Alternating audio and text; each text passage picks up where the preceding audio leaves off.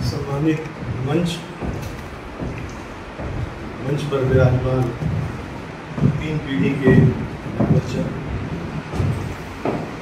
जैसा कि मुझसे कहा गया था कि छात्रों योगी वक्तव्य की दरकार है आपसे, मैंने कबीर को पढ़ने पढ़ाने के क्रम में जो कुछ प्राप्त किया है उसे आपके साथ बांटने के लिए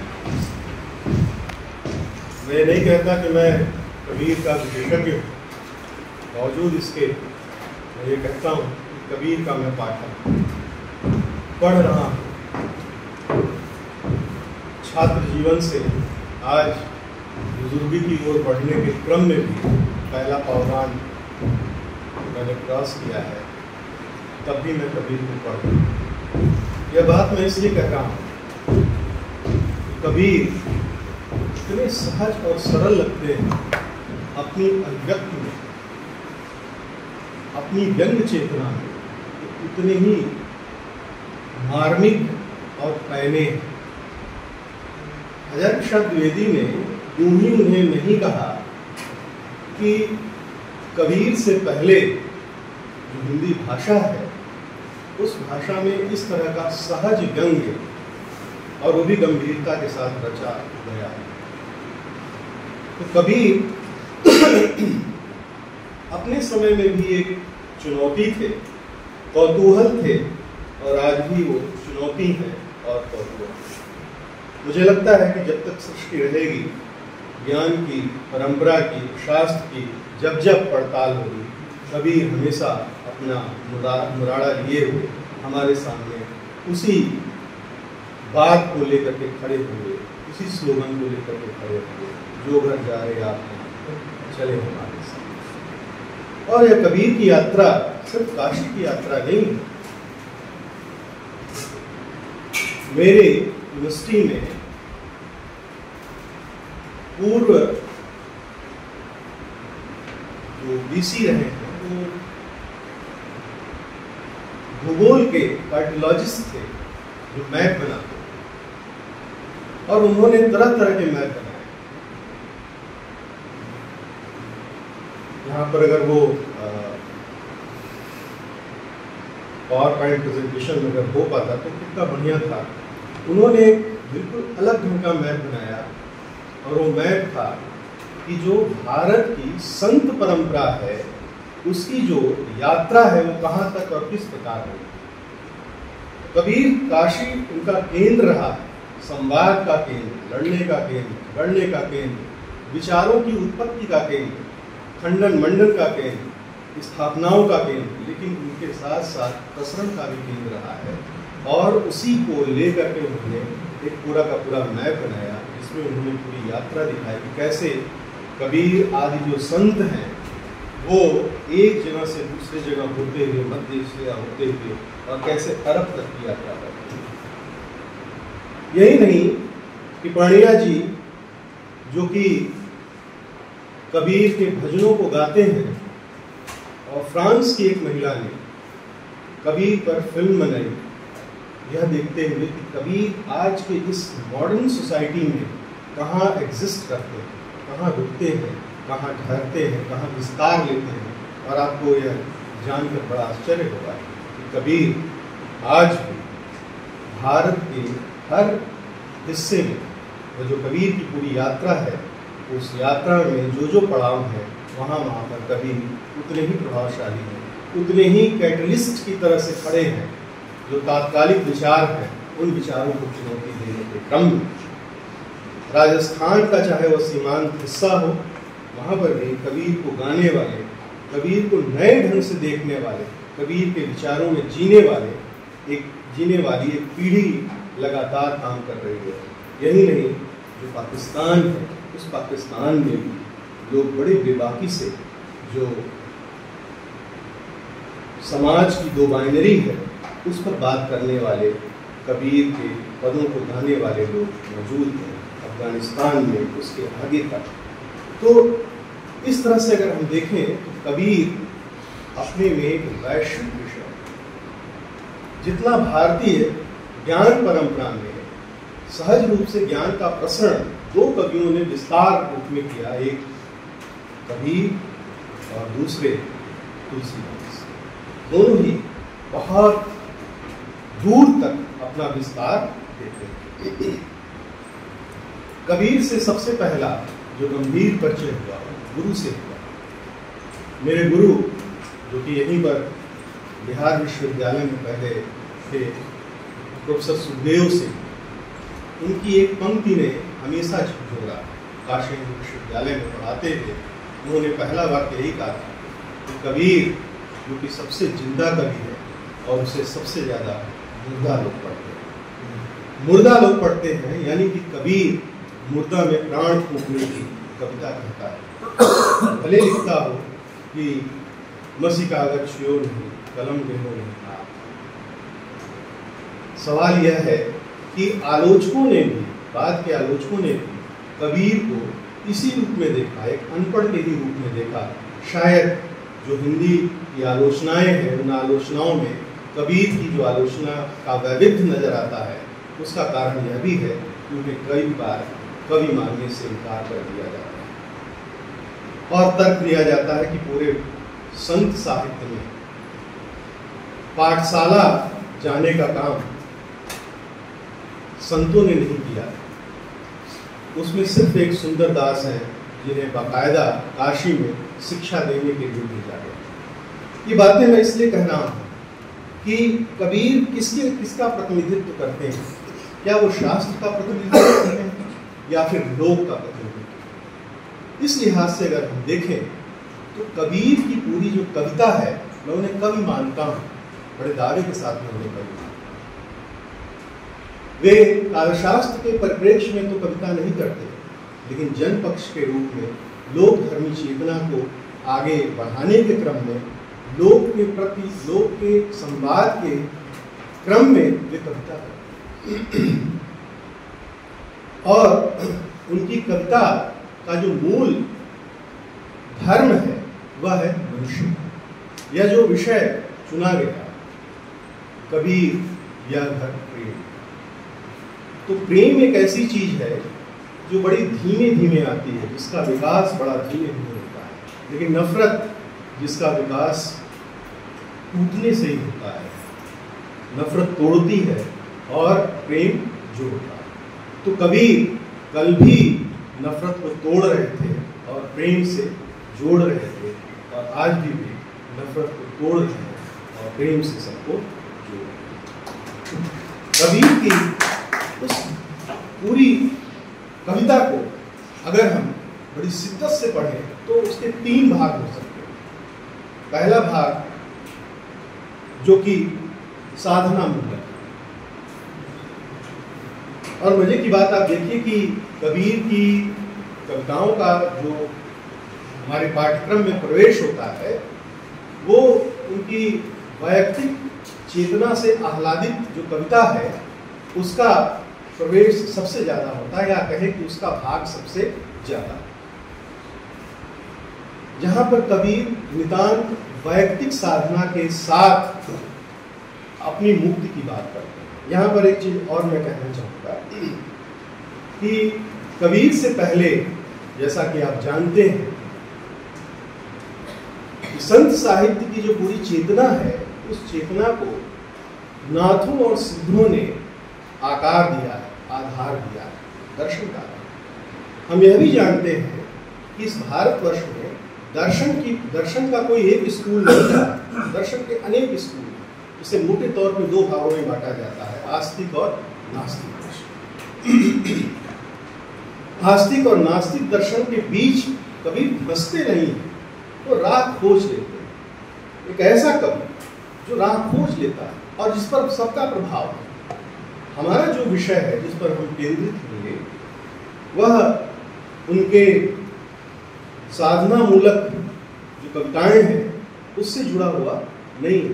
दरअसल जब हम साधना मूलक कविता के भीतर जब प्रवेश करते हैं तो हम उलझते हैं, क्योंकि दर्शन रहस्य की जो गुह्य चेतना है, जो सैद्धांतिकी है, उस सैद्धांतिकी में कबीर उलझ भी गए हैं मुक्तिबोध ने इस पर लिखते हुए कहा है कि कबीर की जो सारी कविताएं हैं उसमें से जब वो दर्शन के भीतर, रहस्य के भीतर उलझ जाते हैं तो वो कमजोर हो जाते हैं।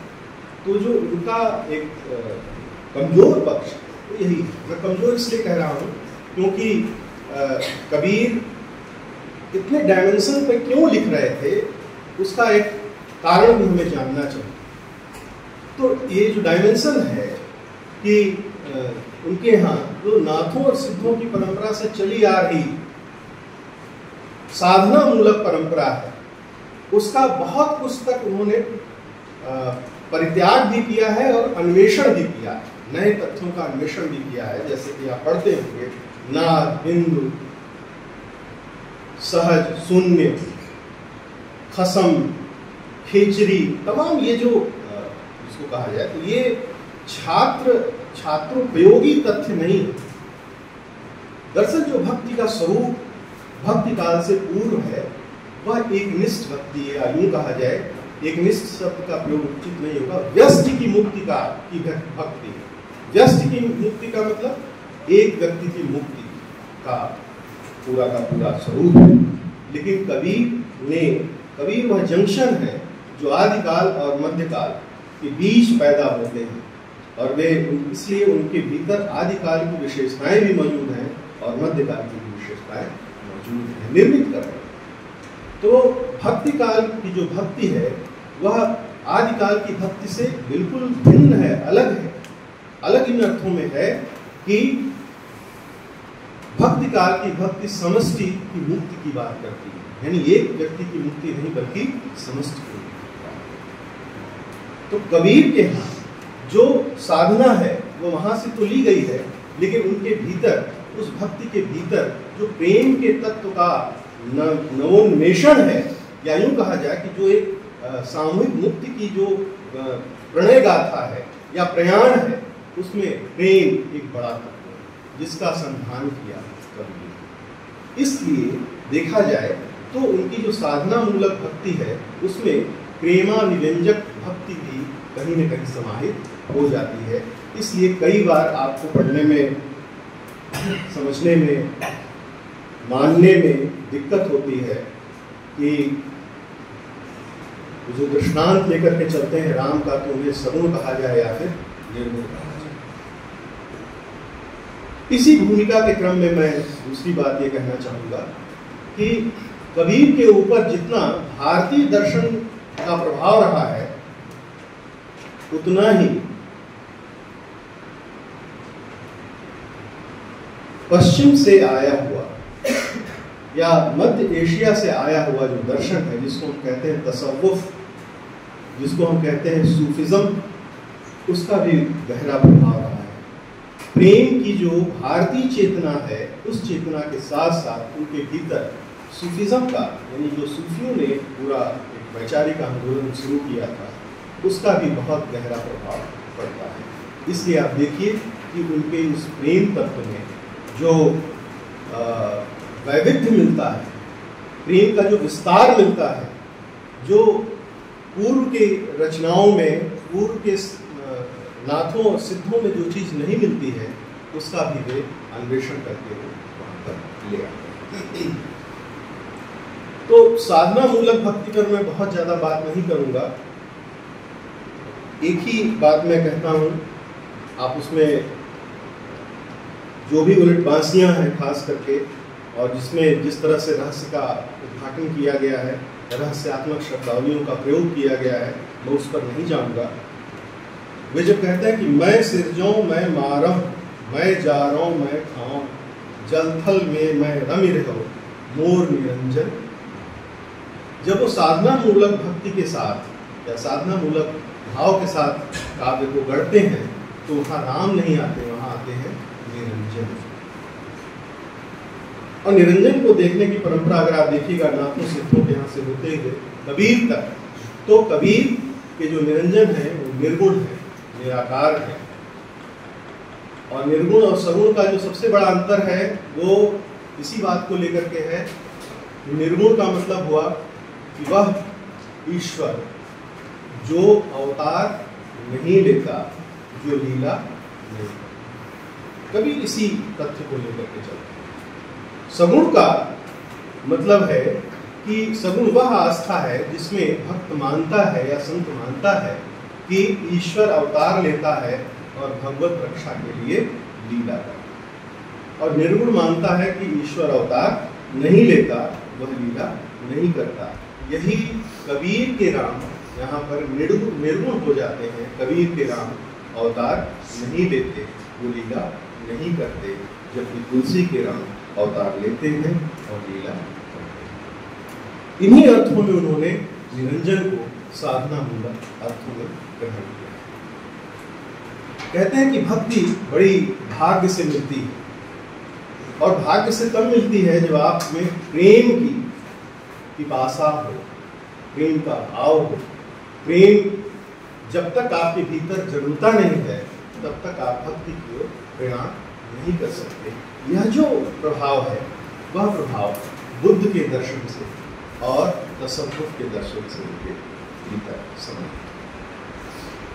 आरंभ में जो तसव्वुफ था, यानी सूफिज्म था, वो साधना मूलक था, लेकिन बाद के समय में धीरे धीरे जो सूफिज्म विकसित होता है, वो इस रूप में विकसित होता है कि जब तक हम अपने इर्द गिर्द के लोगों से, समाज से, व्यक्ति से, पेड़ पौधों से, जीव जंतुओं से प्रेम नहीं करेंगे, तब तक हम ईश्वर से भी प्रेम नहीं कर सकते हैं। कबीर के यहाँ जो प्रेम का दर्शन है, वो इसी रूप में, सहज रूप में खड़ा होता है। उनका प्रेम जितना भौतिक है, उतना ही कहा जाए तो आध्यात्मिक है। इसीलिए उनके यहाँ प्रेम की जो एक पूरी की पूरी, यानी प्रेम वह तंतु है, वह धागा है, जिसमें उनकी भक्ति और उनकी कविता मोती के रूप में पिरोती है। यानी पूरा कबीर का जो वांग्मय है, अगर हम उसे मोती के रूप में देखें, तो उसमें उन मोतियों को एक लड़ी में पिरोने का काम करता है वह धागा प्रेम है, और उसी प्रेम को लेकर के वे अपनी पूरी सर्जना करते हैं। तो प्रेम उनका केंद्रीय तत्व है। दूसरा है खंडन मंडन। खंडन मंडन क्यों जरूरी है, और खंडन मंडन प्रेम से क्यों जुड़ा हुआ है? हम सब पढ़ते हैं, हम सब देखते हैं कि कबीर की कविता का बहुलांश खंडन मंडन पर टिका हुआ। खंडन मंडन इसलिए कि जो जिसको हम कहते हैं आइडेंटिटी, अस्मिता, और अस्मिता जरूरी है। आप आलोचना के क्रम में पढ़ते हैं कि शास्त्र और लोक का द्वंद्व। शास्त्र हमेशा अपने को श्रेष्ठ बताता है, और लोक हमेशा दबा हुआ होता है। कबीर लोक के वाचक है, और वे लोक के वाचक के क्रम में आप कह सकते हैं, कोई भी कह सकता है कि जो व्यवस्था है उनके समय में, उस व्यवस्था में वे शास्त्र न तो पढ़ सकते थे, हो सकता है इसलिए उन्होंने विरोध किया। लेकिन सवाल यह नहीं है, उनकी पूरी कविता को पढ़ने के क्रम में लगता है कि जिस तरह से वे प्रत्यक्ष ज्ञान को लेकर के बात करते हैं, तो उससे सीधा सीधा यह निष्कर्ष निकलता है कि वे न भी होते तब भी उनका जो 16वां आना है वैसा ही होता, क्योंकि उनकी पूरी वैचारिकी का जो निर्माण है वो संघर्ष चेतना से निर्मित हुआ। कबीर ने कभी भी श्रम को तिलांजलि नहीं दी। मुझे वह पद याद तो नहीं है, लेकिन वे कहते हैं कि मैं उसे ही साधु मानता हूँ, या मैं उसे ही संत मानता हूँ, या उसे ही मैं ईश्वर का सच्चा भक्त मानता हूँ, जो अपनी कमाई से कम 5 लोगों का पेट न भरता हो, वह सच्चा संत नहीं है। कबीर की यह मान्यता यानी कर्मवाद को बढ़ावा देती है, भाग्यवाद को बढ़ावा नहीं। तो कबीर कर्मवादी है, और कर्मवादी इन अर्थों में अपने आप को कहां से कहां लेकर के जाते हैं, जन बोध के कवि हैं, जन मानस को खड़ा करने के कवि हैं। तो खंडन मंडन उनके यहाँ इन्हीं अर्थों में, इसी रूप में हमें दिखाई देता है। अगर मैं खंडन मंडन की कुछ बातें कहूँ तो उस पर प्रभाव पड़ा था गोरक्ष गीता के रूप में गोरखनाथ के जो पद रहे, गोरखपंथियों के गोरक्ष जो गीता का जो सिद्धांत संग्रह है गोरक्ष सिद्धांत संग्रह, उसमें जो आडंबर है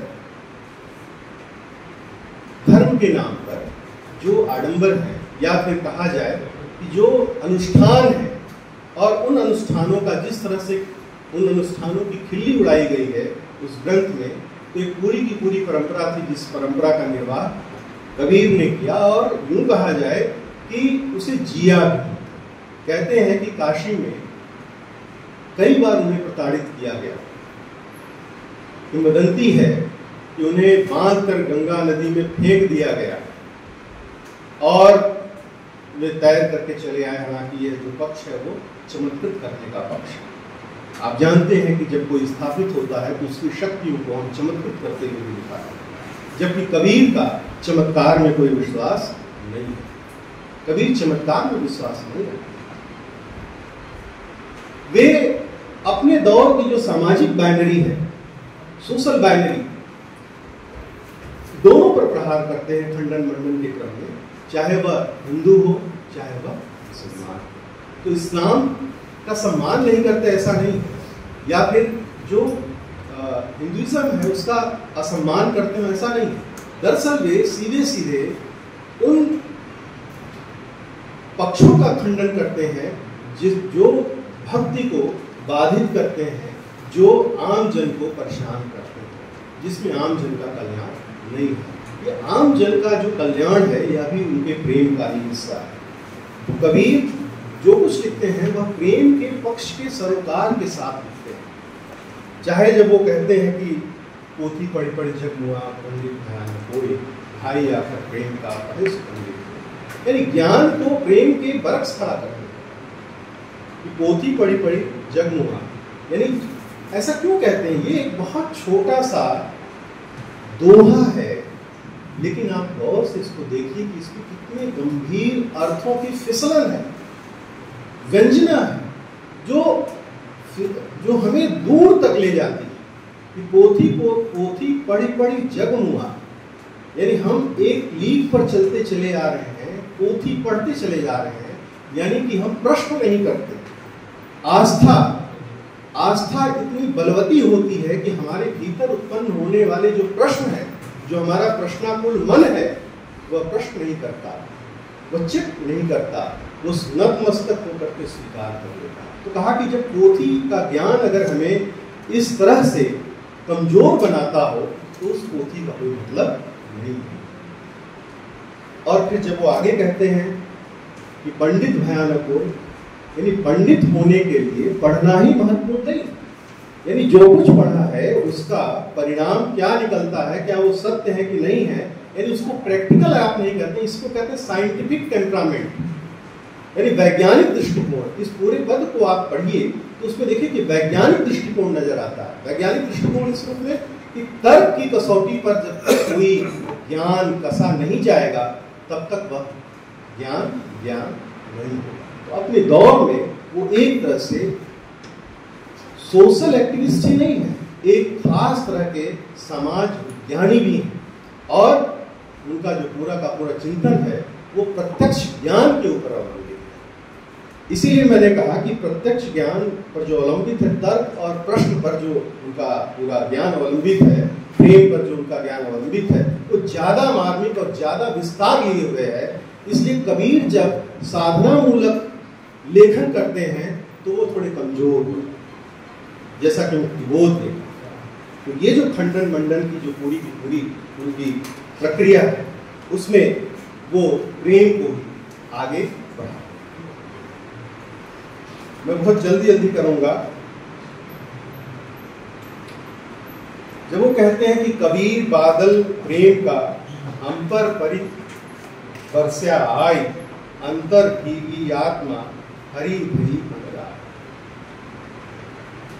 वो प्रेम के बिना कबीर 2 कदम नहीं चलते।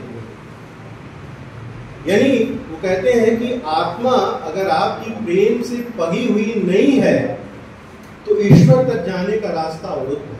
तो सबसे पहले आप अपने भीतर प्रेम के उस तत्व को जब तक आलोड़ित नहीं करेंगे, जब तक उत्पन्न नहीं करेंगे, तब तक ईश्वर तक जाने का मार्ग अवरुद्ध रहेगा। तब तक आपके भीतर हरियाली जब तक प्रेम की नहीं प्रसरित होगी, हृदय आपका प्रेम मग्न नहीं होगा, तब तक ईश्वर अपना दरवाजा नहीं खोलेगा। ये कबीर का यूं कहा जाए बिल्कुल ही अपना प्रयोग। यहां पर रुकते हुए मैं एक बात और कहना चाहूंगा कि आदिकाल से लेकर के भक्ति काल तक की जो कविता है, जो सृजन यात्रा है, उसमें सत्य की जो तलाश है, उस सत्य की तलाश का केंद्रीय तत्व क्या है? अगर हम इसे समझें तो समझ में आएगा कि आधुनिकता क्यों उलट जाती है, आधुनिक काल क्यों उलट जाता है। आप गौर से देखिए कि आदिकाल से लेकर के भक्ति काल तक आप देखते हैं कि रचनाकारों के केंद्र में ईश्वर सत्य की तलाश के क्रम में मौजूद है। लेकिन आधुनिक काल में जब आप आते हैं तो उसका स्थानापन्न हो जाता है। आधुनिक काल की जो पूरी रचनाएं हैं उसके पूरे केंद्र में कौन खड़ा होता है? मनुष्य। और आप गौर से देखिए कबीर के यहाँ ईश्वर तो खड़ा है लेकिन मनुष्य की जमीन के साथ। इसलिए कबीर की जो सत्य की यात्रा है उसमें मनुष्यता की भी तलाश है और ईश्वर की भी तलाश है। ये उनके दौर का अपना अंतर्विरोध है, या यूं कहा जाए कि चुनौती है, और वे दोनों चुनौती को पार करते हैं। इस रूप में देखा जाए तो कबीर अपने समय में जितने समकालीन अर्थों में मौजूद हैं, उतने ही उनमें भविष्य के जो संदर्भ है, यानी मनुष्य की मुक्ति का सवाल जो उनके यहाँ मौजूद होता है और केंद्रीय पक्ष बन करके सामने आता है, वह उन्हें आधुनिक बनाता है अपने दौर। जब वो कहते हैं कि हमन है इश्क मस्ताना, हमन को होशियारी क्या, रहें आजाद या जग में, हमन दुनिया से यारी क्या, जो बिछुड़े हैं प्यारे से भटकते दर बदर फिरते, हमारा यार है हमने हमन को इंतजार किया। ये जो गजल है उस गजल के भीतर आप गौर से देखिए कि कितनी बड़ी बात कह रहे हैं। यहाँ कहीं खंडन मंडन करते हुए नजर नहीं आते, लेकिन बड़ी सीधी और सादगी कविता के भीतर वे बता देते हैं कि हमारा जो इश्क है, जिसके इश्क में हम मता हैं, वो जो ईश्वर है वो हमारे भीतर ही निवास करता है। उसे ढूंढने के लिए आपको कहीं बाहर जाने की जरूरत नहीं। ये बड़ा सीधा वाक्य है, क्योंकि इस वाक्य के भीतर का जो पीछे का जो व्यंग है, अगर हम उसे समझें तो एक बनी बनाई जो संरचनाएं हैं, ईश्वर मंदिर में मिलता है, ईश्वर मस्जिद में मिलता है, ईश्वर यहाँ मिलता है, ईश्वर वहाँ मिलता है, उस पर भी एक तरह से प्रश्नवाचक चिन्ह लगाते हैं। यानी वो सचेत रचनाकार जो लगातार प्रेम का ज्ञान देते हुए आगे बढ़ रहे हैं, और व्यंग तो लगातार करते हैं खंडन मंडन के क्रम में। पढ़ पढ़ गए पातर भया, लिखी भया जो ईंट, कहे कबीरा प्रेम की, लगे न एको छींट। यानी पढ़ पढ़ करके पत्थर हुए, ईंट हो गए, लेकिन प्रेम की एक भी छींट, यानी प्रेम का एक भी तत्व आपके भीतर उत्पन्न नहीं हुआ। जाहिर सी बात है कि ऐसे पढ़ने का कोई मतलब नहीं है। कबीर के यहाँ इसी क्रम में एक बात और मैं कहना चाहूँगा कि पूरी संत परंपरा में, पूरी भक्ति परंपरा में गुरु का बड़ा महत्व है। संतों भगत जो है वो गुरु कराना, यानी गुरु के ही माध्यम से ज्ञान का विस्तार होता है। लेकिन आप गौर से देखिए कि हम लोग कबीर के गुरु संबंधी एक ही दोहे को बार बार दोहराते हैं। वो क्या है कि गुरु गोविंद दो खड़े काके लागू पाओ, बलिहारी गुरु आप गोविंद। वहां भी वो सचेत है, वो यानी उनके लिए भी गुरु जो है वो सिर्फ आस्था और श्रद्धा का सबब नहीं है। वो कहते हैं कि गुरु को भी चुनने से पहले सोचो कि गुरु कैसा है। वो कहते हैं कि जाका गुरु आंधला, चेला निरा निरंत, अंधे अंधे ठेलिया दोनों को पड़े। तो गुरु की जो गुरु के चयन का जो मसला है वो कबीर के यहाँ खड़ा है। वो किसी बात को इतनी आसानी से स्वीकार नहीं करते, वे बराबर गुरु पर भी प्रश्न करते हैं, वो ईश्वर पर भी प्रश्न करते हैं। यानी ईश्वर संबंधी स्थापनाओं पर भी प्रश्न करते हैं और बिल्कुल बेबाक और स्पष्ट है। मैं बहुत जल्दी समेट रहा हूँ क्योंकि सर लोग को आगे भी जाना है। ठीक है सर, 2-3 बातें और मैं कहूँगा। आत्मा भी है।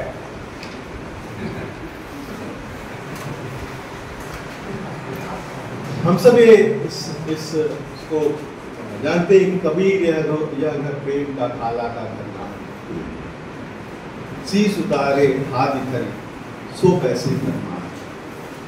यानी प्रेम उनके लिए कोई खास मूल्य के बराबर नहीं है कि सबके भीतर पैदा हो जाएगा। हाँ, वो भी प्रेम एक साधना है और उसमें उस साधना में आपको अपने भीतर उस तत्व को विकसित करना पड़ता है।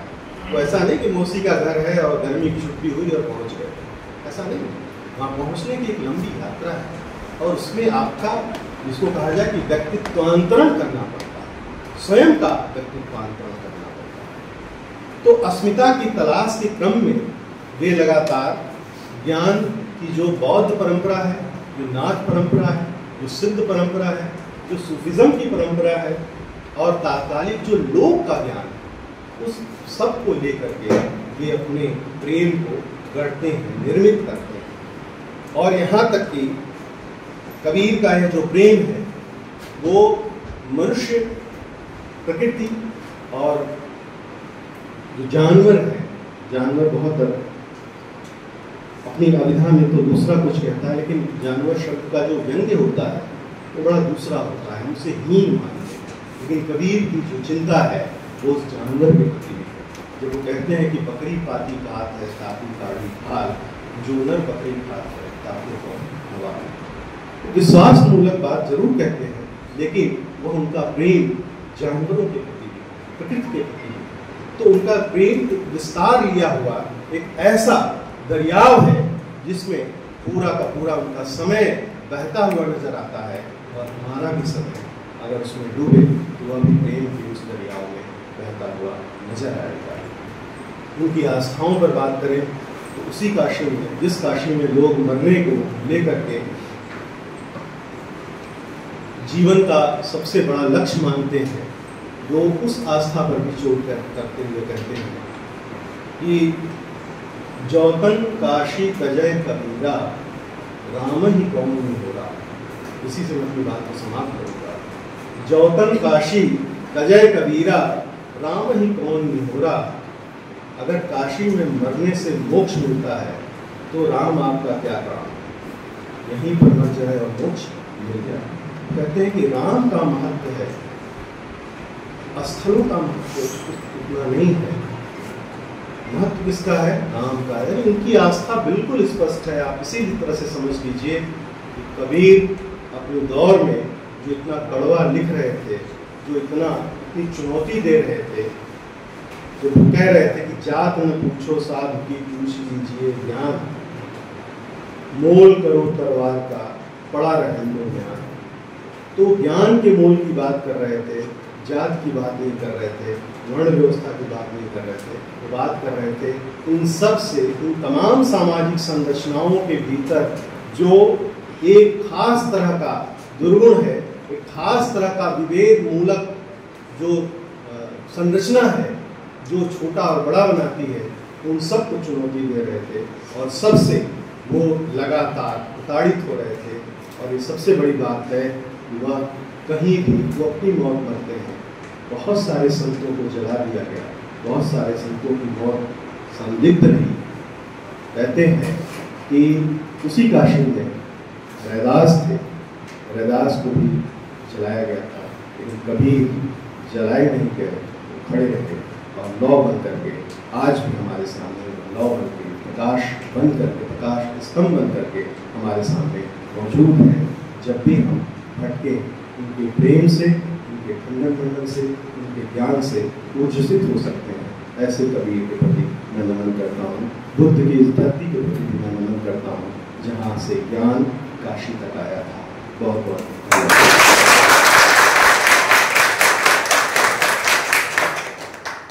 बहुत धन्यवाद सर। विस्तार से कबीर के प्रेम को व्याख्यायित करने के लिए आपका सादर धन्यवाद।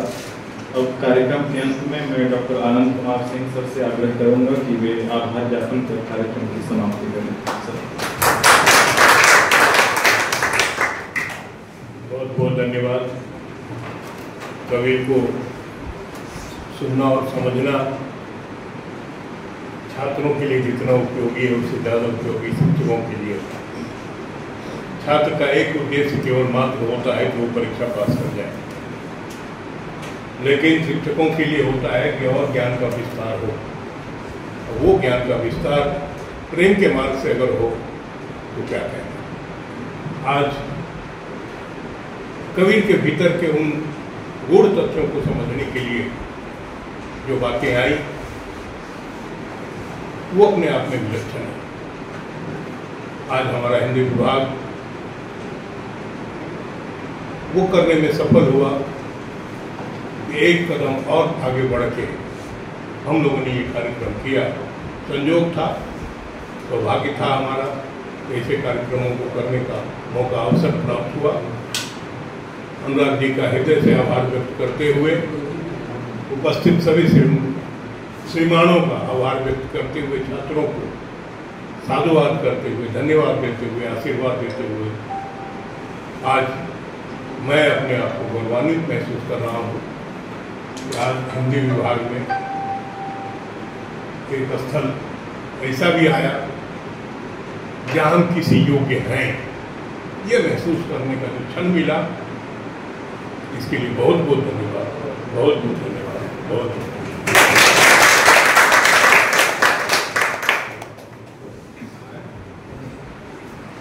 इसके बाद पीएचडी का वाइवा है, वहाँ भी आप लोग रहिएगा और अल्पाहार लेकर के तब जाइएगा। नहीं, आप यहीं बैठे